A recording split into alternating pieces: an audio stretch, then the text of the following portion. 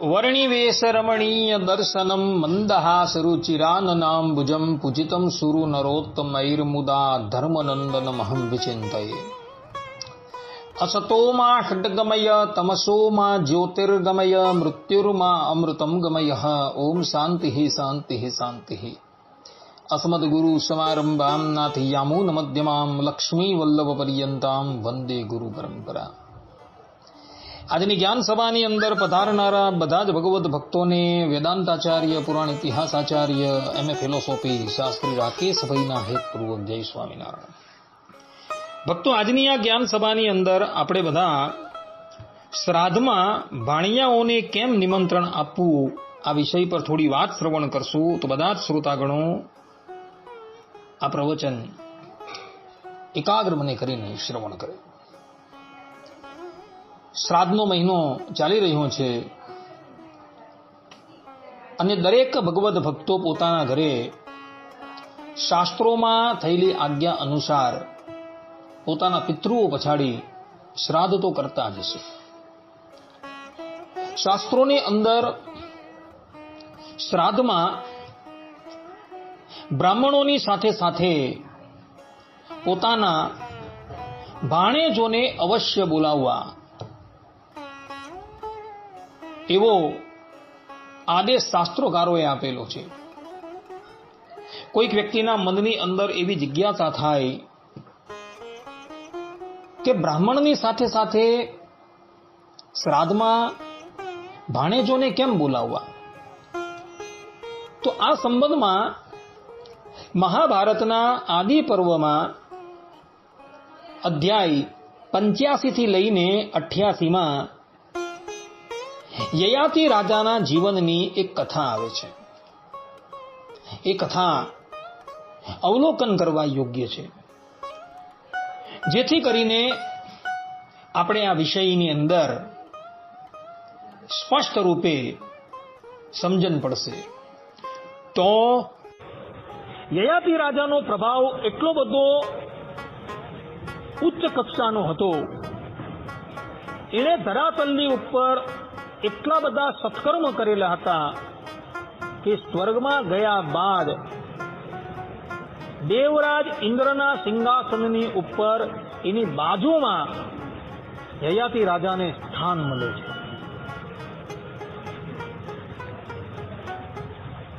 એનો પ્રભાવ એટલો બધો ઉચ્ચ કક્ષાનો હતો, એણે એટલા બધા સત્કર્મ કરેલા હતા અને એને લઈને યયાતિ રાજાને દેવરાજ ઇન્દ્રની સમીપની અંદર અર્થાત કે એની બાજુમાં જ સ્થાનની પ્રાપ્તિ થાય છે.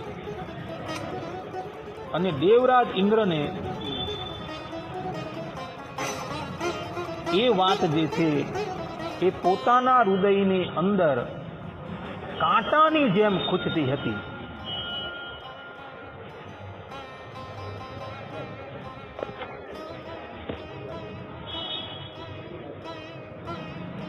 એવો મનોમન એવો વિચાર કરતા હતા કે નહુષના પુત્ર યયાતિનું એના પિતાની જેમ જ પતન થાય. એણે એક દિવસ પોતાના ગુરુ બૃહસ્પતિને પૂછ્યું કે ગુરુદેવ, યયાતિ મારી બાજુમાં આવીને બેસે છે તો મને ઘણા કષ્ટનો અનુભવ થાય છે. એણે એવા કયા પુણ્ય કરેલા છે કે સ્વર્ગની અંદર એને મારા સમકક્ષ સ્થાનની પ્રાપ્તિ થઈ? ત્યારે દેવગુરુ બૃહસ્પતિ દેવરાજ ઇન્દ્રને યયાતિની બધી જ કથા જે છે એ કહે છે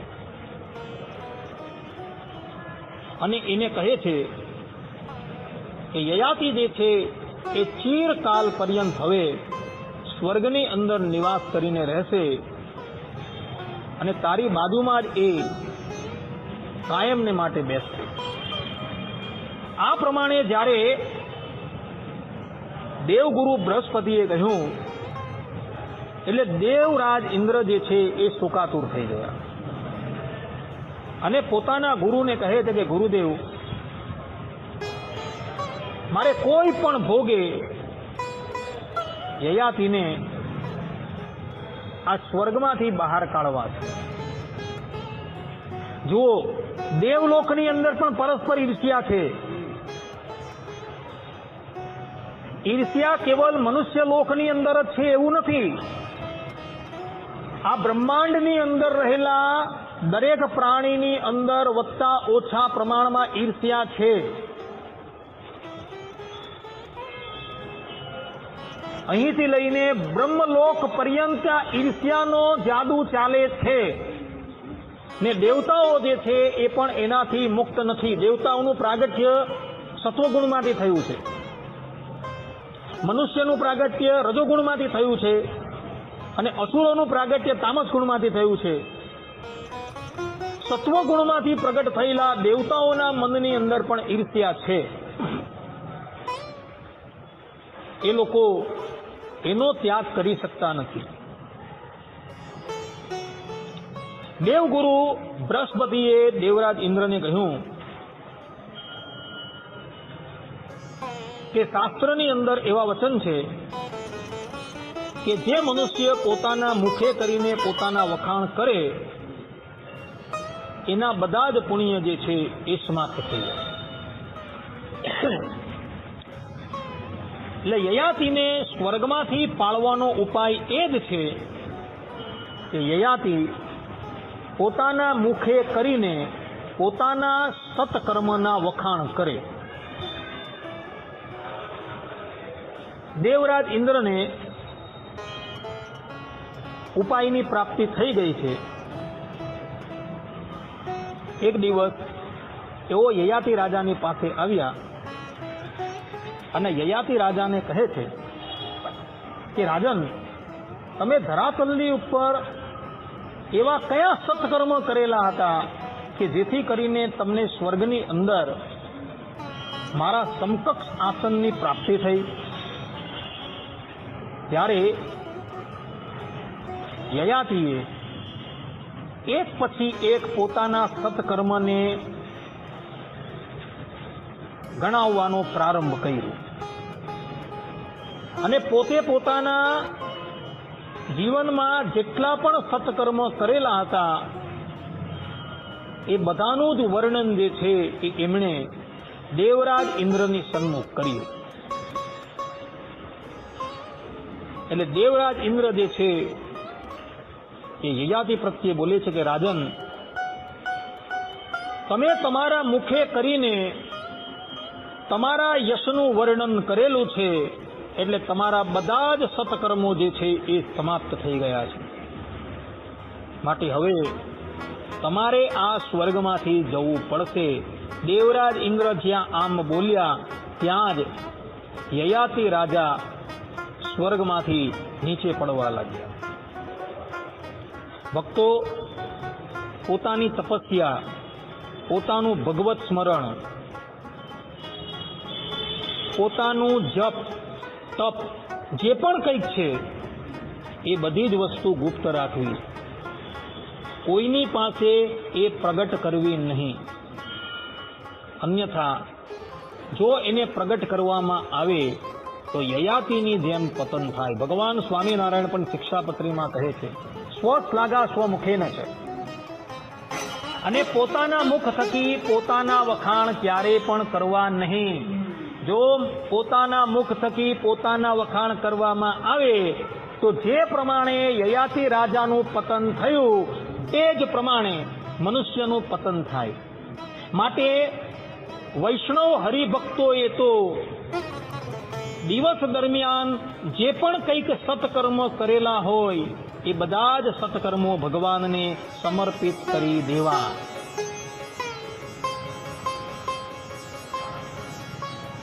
ભગવાનને પ્રાર્થના કરીને કહેવું કે પ્રભુ, દિવસ દરમિયાન અમે જે પણ કંઈક સત્કર્મ કરેલા છે એનું અમારે કોઈ પણ ફલ જોઈતું નથી. આ બધા જ સત્કર્મો જે છે એ તમારા ચરણારવિંદરની અંદર અમે નિવેદિત કરી દઈએ છીએ. પછી કદાચ તમે તમારા સત્કર્મના વખાણ પણ કરો તો એ સત્કર્મ જે છે એ ક્યારેય પણ લુપ્ત ન થાય. યયાતિ રાજા પડતા પડતા દેવરાજ ઇન્દ્રને વિનંતી કરે છે કે હે દેવરાજ, હું સ્વર્ગમાંથી નીચે પડું છું તો હું કોઈ સત્પુરુષોના મધ્યમાં જઈને પડું. દેવરાજ ઇન્દ્ર કહે છે કે તથાસ્તુ. અને પછી યયાતિ રાજા જે છે એ સ્વર્ગમાંથી નીચે પડે છે.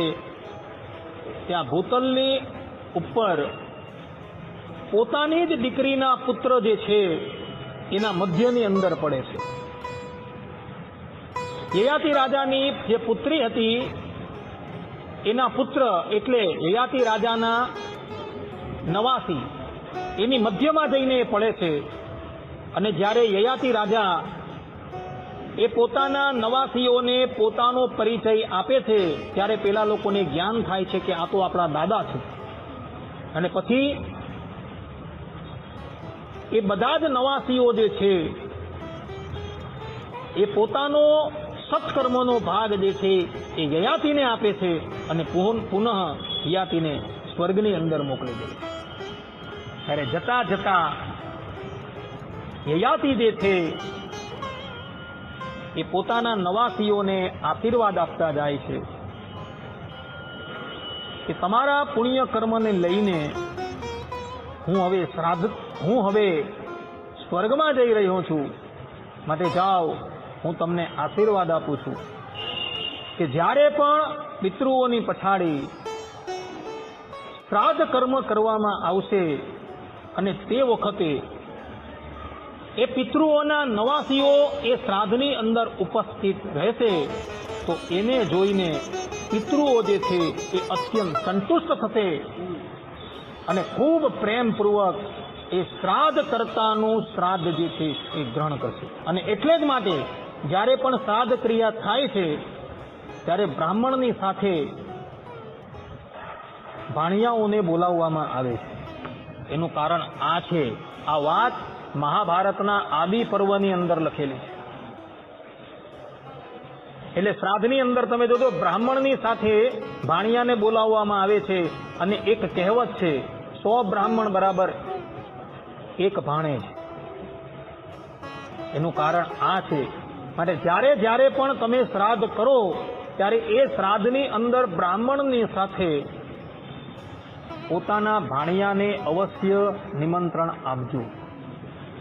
કારણ કે આ પ્રમાણેની રીત જે છે એ અનાદિકાળથી ચાલી આવે છે.